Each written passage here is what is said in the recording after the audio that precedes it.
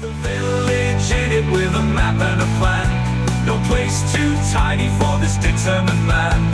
Crossing the counties one by one, you'll see in every English corner a bit of history.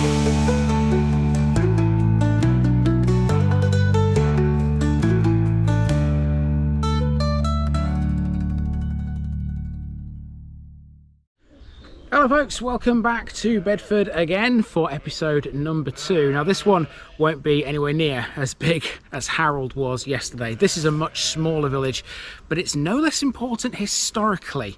This has a church, which is fabulous, and opposite that church there's a castle, although it's not a medieval castle, as we will discover.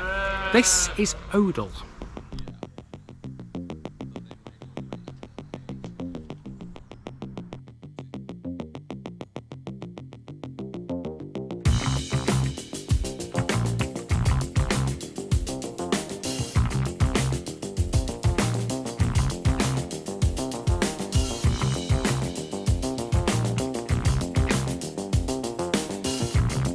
Odell, Woad Hill.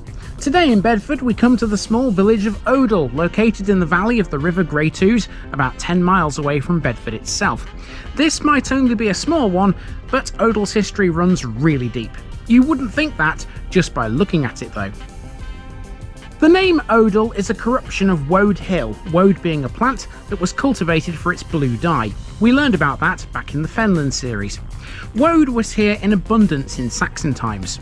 Odell appears to be a quite sleepy little place with not a lot to it, but you'd be wrong. If you live in the town of Concord, Massachusetts, you'll be interested in this one. In 1635, Reverend Peter Bulkeley of Odell rebelled against established church rule under Archbishop Laud. He would then lead his congregation on a voyage to America, where they founded the town. Walter the Fleming, a follower of William the Conqueror, was granted the lordship of Odell in 1086, and it was his ancestors who built Odell Castle. The castle was rebuilt as a manor in the mid-17th century, but that building too is now history. It burned down in 1931 to be replaced with a modern house, which today is home to the present Lord Luke of Pavenham. For many years, much of the village was owned by Lord Luke, and as such, many of the villagers worked for him. Let's go and find that house and fill in the rest. Here we have Odell as it was in 1900. It lies in the valley of the River Greatouse, which forms the southern boundary of the parish. Most of the land here is and was arable, mostly used for the growing of wheat. 904.25 acres were permanent grassland. Along the river, the average height above sea level is 145 feet. The church stands at just over 200 feet at the top of a hill, but the highest point of the village is marked by Hobbs Green Farm at just over 290 feet. The land gently rises as one goes north towards Santa Pod Raceway. Odell is an ancient parish bordered by Poddington to the northwest, Sharnbrook to the northeast and east, Felmersham to the southeast, Carlton and Chellington to the south, and Harrold to the southwest. The hamlet of Little Odell in the west is against the boundary with Harrold. Let's zoom in and take a look at what was here 125 years ago. Straight away your eyes are drawn to the east, where you can see the words Odell Castle on the site of a castle. Yes indeed, that is the case, and that will make sense as we walk around this place, I promise. This map also shows the location of the church on the hilltop right next to the castle's former site. Then if you look to the middle of the image here, you can see the letters PH on the widest part of the road. That's the Bell Inn Public House, the only pub in the village these days. The wide area is the green, and that's been the centre of Odell for many a long year. Slightly east of the green you can see a corn mill at the point where the Ouse almost touches Odell. Then if you look further west, the school is marked on the road to Little Odell. It's still there, but it's no longer a school. Finally, you can see Little Odell to the extreme west, where there was once another pub called the Mad Dog. That's no longer trading. Aside from these, Odell was mostly residential, clustered mainly around the green, with a few outlying areas to the east and west. Not much has changed since. On the modern map you can see there are some bits of infill here and there and a couple of newer streets like the Tannery in the northeast, but essentially the shape and the layout of the village is the same. So how are we going to walk around this one? Well, we'll begin by driving through the hamlet of Little Odell and checking out the Mad Dog before making our way to the tannery to get things going on foot. From there, we'll head downhill past the church and the site of Odell Castle. That will take us around a couple of bends. Following that, we'll go for the straight bit of road that leads to the old school before using a path which links you to Odell's play area at the end of Horsefair Green. We'll then return to the middle of the village to check out the green and the bell before ending up at the mill. From there, it'll be a walk back up the hill to the start. A fairly easy route, all things considered. Before we can get into the village though, we have to fill in the rest of the information about Harrold Odell Country Park, which we fleetingly visited yesterday. The vast majority of this park lies within Odell and so belongs to this episode, despite the fact that you have to drive through Harrold to get to its main entrance. Before this country park existed, this was all farmland, and the maps we saw earlier prove that fact. Shortly before World War II, it was turned into a massive sand and gravel quarry, and that mineral extraction continued until well after the war. Once all the mineral extraction here had finished, the area was restored to farmland, but the lakes were added to infill the pits left behind by quarrying. The lakes rapidly became important for wildlife, and soon after the establishment of them, the area was acquired by Bedfordshire County Council for use as a country park. That was in the 1980s. The park runs to some 114 acres in total. The days of quarrying are over, but this land still sees a lot of use. This whole area of northern Bedfordshire is of great archaeological importance, and the country park can be included within that. The entire river valley in which this sits has been occupied by humans since prehistoric times. So why am I mentioning that here? Let's go back to the Iron Age. Before anything had been quarried, there were a series of excavations. They uncovered the remains of an Iron Age farm dating back to the 1st century AD. They also turned up some evidence of a Roman settlement. Both of those things now lie under the lakes. The Iron Age farmstead occupied a site below the water of Grebe Lake between the visitors centre and the island in the middle of it. It would have featured a series of circular buildings that formed a farm surrounded by a 20-hectare fenced enclosure protected by a ditch. The occupants were probably an extended family of about 20 people who lived off cereal crops and animals that likely included cattle, sheep, pigs, and horses. Although they were near the river, they drew their water from carefully prepared wells. When the site was excavated in the mid-1970s, archaeologists also found a number of wells with stone linings. These wells penetrated the water table to a depth of up to 2 metres, which is approximately 6 feet. Some were lined with wicker basket work, which formed a crude sort of filter. And you can bet that there were human remains found too, lots of them. There were several burial sites uncovered. The earliest graves lay in small cemeteries where whole pots were buried alongside bags containing cremated remains. It's unusual to find burials and cremations on the same site. Now, this might be a bit of deja vu, but because the entrance to the park is via Carlton Road in Harrold, to get to Odell we have to drive up that and turn right at Folly. You will have seen me do this yesterday at the end of that video. This time we're going a bit further. When you take that right turn towards Odell, the first place you come to is a small hamlet with the name Little Odell. On entering the place, the first thing you come to on the left is a former pub, the Mad Dog. Woof woof.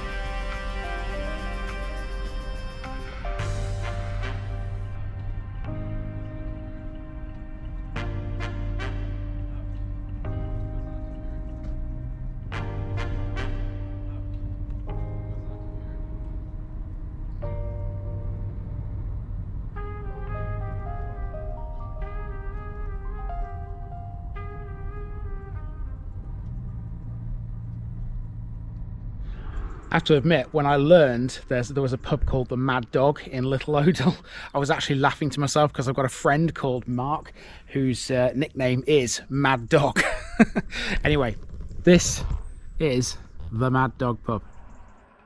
This is Little Odell's one and only building of note. The Mad Dog is otherwise known as 212 High Street, and it carries a Grade 2 listing these days.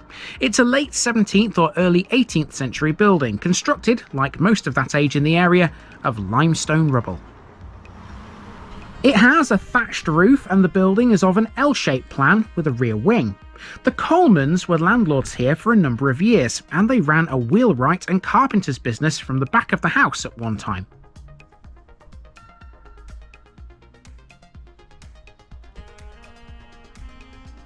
So how did it get its rather strange name, the Mad Dog? Well, this is a story that's often repeated with variations, so there's no way of knowing which is right. It's said that its first ever licensee had a recipe for the bite of a mad dog and named his establishment accordingly. Certainly, a Mad Dog recipe was owned by a Thomas Wells when he advertised it in the Northampton Mercury, noting that it came from William Hartwell. Thomas Wells was once the landlord, and therefore it seems likely that it was he who established it and its name in 1831. The Mad Dog is no older than that date, because the only other licensed premises in Odell between the years 1822 and 1828 was the Bell. That's in Odell itself. The Mad Dog started life as a beer house, but later became a fully fledged pub in the 20th century. Long since closed, it's now a private house. So from the Mad Dog, it's a simple enough drive into Odell, via of course the rest of Little Odell.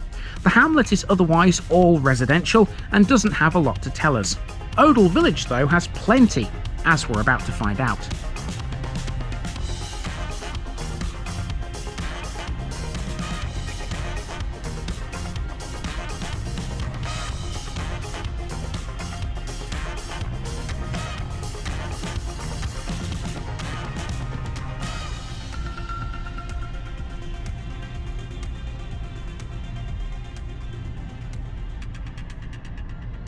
Our walk starts on a cul-de-sac called the Tannery, which is a clue as to Odell's industrial past. As we know from yesterday, Harrold was a really important place when it came to tanning leather. It's not totally inconceivable, therefore, that Odell, as its neighbour, had a hand in that. That said, I didn't find any conclusive evidence that this street sits on or close to an old tannery, but there's always a clue in a name. I'd say it's highly likely leather was once produced here, even if it was just a small quantity.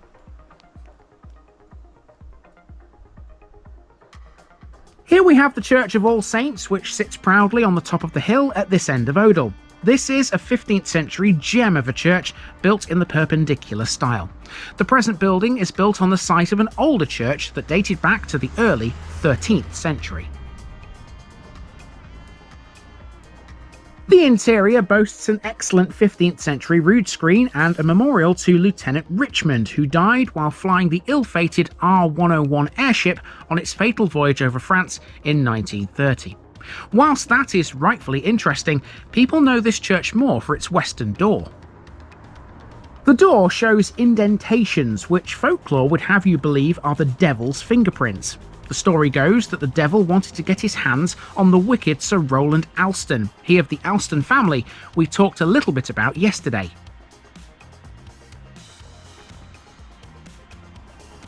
After being chased down, Sir Rowland escaped to sanctuary in the church, but the devil was having none of that. Legend says he gripped the tower and shook it in a blinding rage, leaving the marks of his fingers behind on the door. That's what you can see now, apparently. If you live in the town of Concord, Massachusetts, you'll be interested in this church. In 1635, Reverend Peter Bulkley left this behind when he rebelled against the established church rule under Archbishop Laud.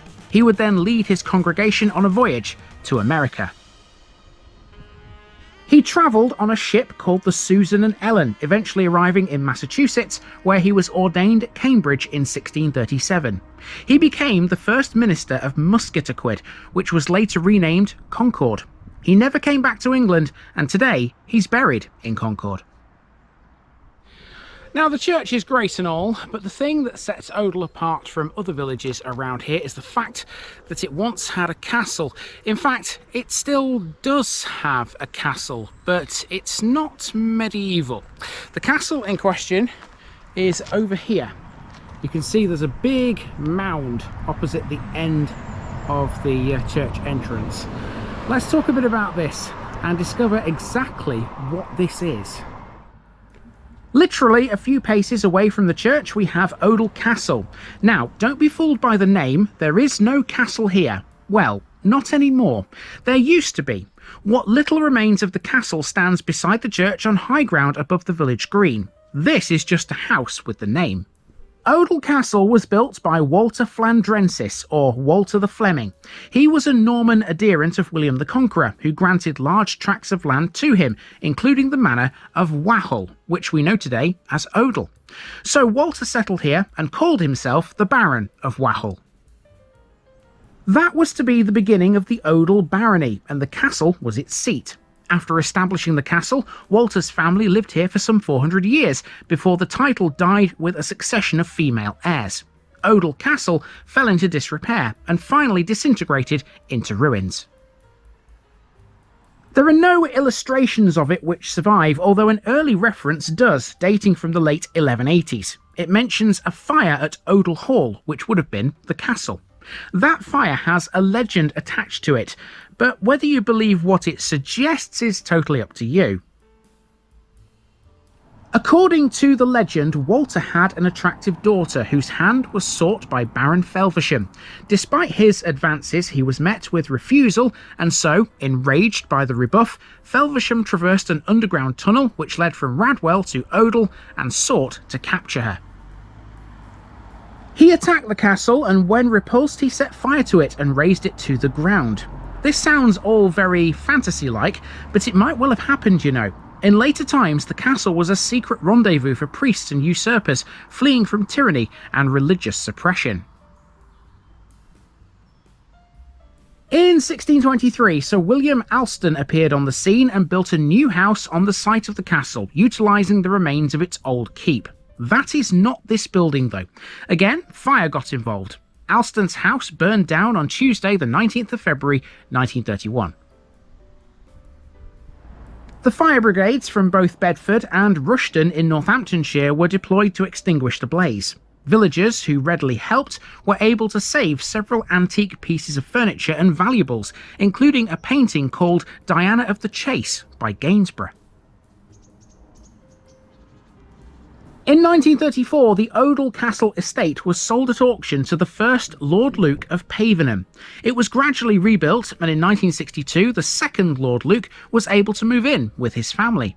The castle was put up for sale again in 1997, along with much of the remaining Odell Castle estate. The current Lord Luke, Ian James St John Lawson Johnston, try saying that 10 times fast, still resides in this house today. He's the great-grandson of George Lawson Johnston, who founded the title in 1929. 61 High Street, adjacent to the castle by the way, is the Odell Estate Office. And of course, in keeping with fortifications such as Odell Castle, it's on a hill. So what we're doing now is making our way downhill into the village. This is going to be a slog to walk back up later, I'm telling you that for free. Big wall around the edge of the castle, you see. It might not be a castle anymore, it might just be a house, but it's still heavily guarded with all sorts of things.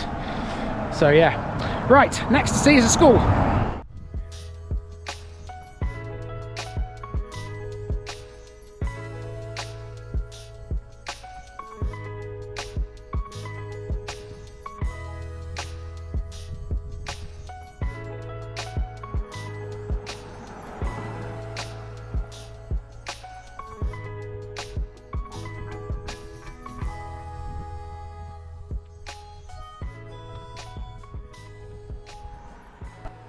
Now we're at the school, and thankfully this is a much easier building to understand than the ones we met in Harrold. Education in Odell can be traced back to 1818, when a select committee was established to inquire into the educational provision for the poor. At that time, the only education available was through Sunday schools, which taught about 40 children. Odell had 3 Sunday schools. 2 of them were Church of England, whilst the other, which began later in 1830, was run by independents and maintained by subscription. Now, despite that 1818 date, a state school was not built in the village until 1860. That wasn't this. Instead, it was a small building located near the church, which could hold 88 children. This replaced it from what I understand, although there were no dates available for its construction. Interestingly, the lace industry had an effect on school attendance here. Lace manufacture saw children work at a factory, splitting their time between there and school. Children also worked for local farmers, especially at harvest time. As a result, this school was rarely full. Odell never formed a school board, and thus this school was C of E. It later became a public elementary and then Odell Voluntary Controlled County Primary. That turned into a lower school before finally closing in 1983 due to falling pupil numbers. It's now a private house. Just up the street we have the village hall, and this is the only thing on today's walk I found absolutely nothing about. I did manage to get a date of establishment though, 1999. Looking at its location and layout of the buildings around it, I'd say it's a converted old barn. What do you reckon? Now, to get back to the start, we could just turn around here and go back up the street, but there's another way. Follow me along a footpath that will take us to Odell Play Area, and then up Horsefair Lane to the Bell and the Village Green.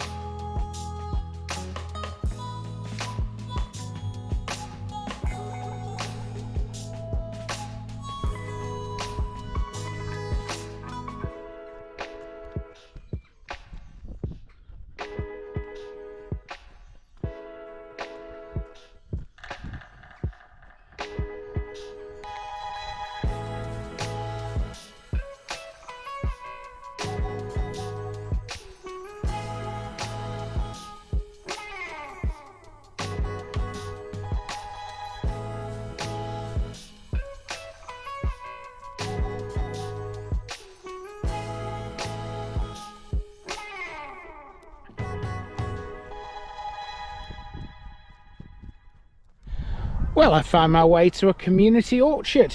Check this out, people. There we go. Community orchard. Brilliant. It says here, the fruit in this orchard is free, but please be considerate and only pick fruit that's ripe and leave plenty for others to enjoy. Here's the play area. It's one of those that's definitely hidden away amongst a mass of trees and greenery alongside the River Greatoos. It's modest with a small area of play equipment and a football pitch, but for what it is, it does its job rather nicely.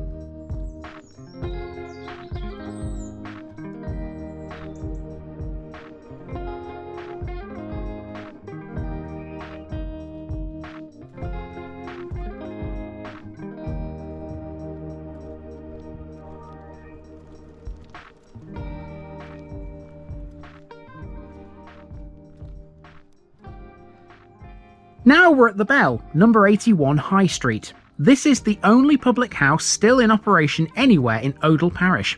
The Bell is an old building dating back to the 17th century, although it has been much extended and modernised since those days. It's built of limestone rubble mainly and has 2 stories, but unusually for a public house, there's no cellar. It cannot be said with any certainty when the Bell was established as an inn. The first records of it only go back to 1736, when it was owned by a baker called John Amos.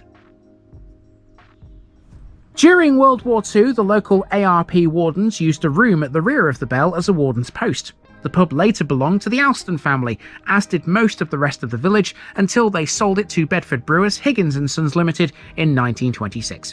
In 1931, they in turn sold it to Wells and Winch. That means this became a Green King tied house in 1961, and so it remains today. This 300-year-old pub retains many traditional features, including its thatched roof and a very attractive facade. The lawned garden is within throwing distance of the River Great Ouse, creating a real draw for walkers. Alright, it's parish notice board time. Let's liberate myself of one of these things. Now then, we're going to put the card in this one.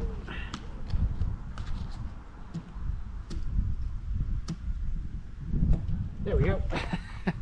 Bit of creativity goes a long way, doesn't it? Now, Odell is not the sort of parish with which you would instantly associate a market. However, in 1221, a guy called William Fitzwarine paid 100 shillings for the right to hold a market here. Nobody knows where it would have been held, but the chances are it would have been this green. A year later, in 1222, a prohibition was placed on the market's rights whilst it was investigated whether or not it would be too much competition for the market at Olney in Buckinghamshire. It seems a little outlandish to think that. I mean, Olney is far bigger, and this was a tiny village. It was eventually proved that any market in Odell would not have been too much for Olney, and so it continued to be held every Thursday until at least 1236, when the right was confirmed to the Baron and Lord of the Manor of the time, Saher de Wahel. I've no idea when the market ceased though. Lastly, our walk takes us to Odell Mill. Like many of the villages that line the River Great Ouse, the Domesday Book records a mill in Odell which was in operation when Walter was around building his castle on the hill. We've no idea if it was here, but this is where Odell Mill sits today. This mill formed part of the Odell Castle estate, and so it was therefore owned by the Alston family for the 300 years between 1633 and 1934. Very few records exist for it, making any coherent history of the mill impossible. However, I did get a couple of bits. If directory evidence is to be believed, the mill seems to have largely ceased operations between 1903 and 1910. It's listed in Kelly's directory for 1903, but the 1910 edition doesn't list a miller. Despite that, a report from 1919 noted the mill was still in working order. So what did it mill exactly? Well, it started life as a corn mill, but later changed to other uses, primarily becoming a sawmill. It's built of stone and tile and has 3 floors, the area of each measuring 40 feet by 30. There was also a range of ancillary stone and slate buildings too. The mill, like most of the rest of the estate, was purchased at the auction by Lord Luke. It was then drained of most of its water in 1945, and 2 years later planning permission was granted to convert the mill into a private house. So it remains today. Now, one thing I've noticed about these Bedfordshire villages so far is that they tend to have massive village signs, like this one for example. Harrold had one of these as well. I didn't catch it though yesterday. And I drove through a place called Turvey yesterday too, and that also had a big sign akin to this. They're quite fancy, aren't they? Right, from here, it's a case of walking back up the hill to where I began. Wish me luck.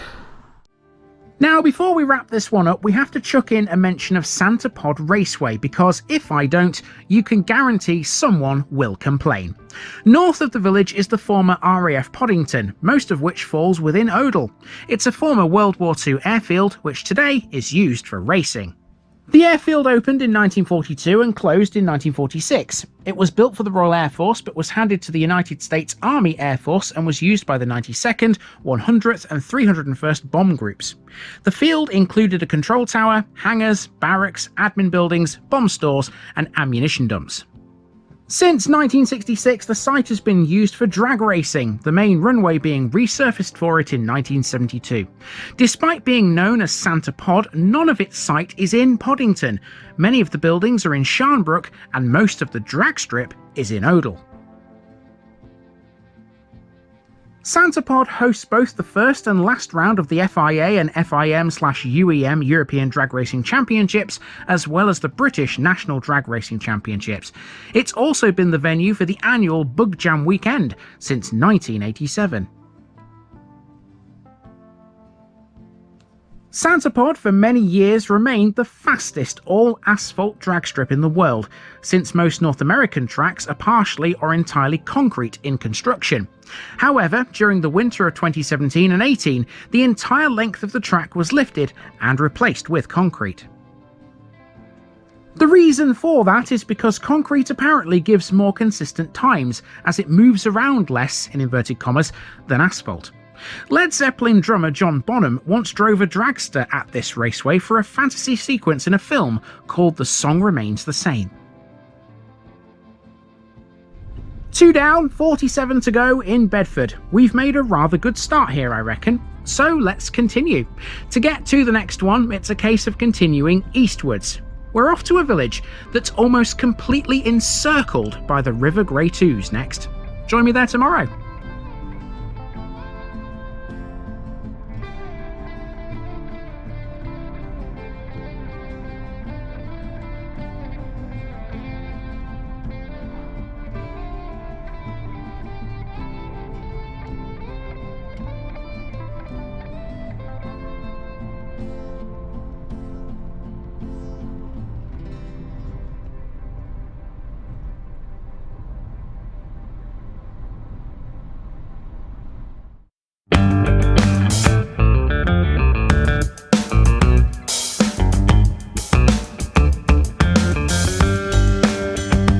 Now, just before I go, remember, this video is part of a huge project to visit every civil parish in England. That's more than 10,000. These routes are pre-planned, and due to time constraints, I can't cover every detail or walk down every street. Please don't complain if this video missed something out. I pronounce names how I choose to. I am very aware that local dialect may vary, and I don't take kindly to criticism about this. You've been warned. It's impossible to know everything too. If this video was terrible, make your own.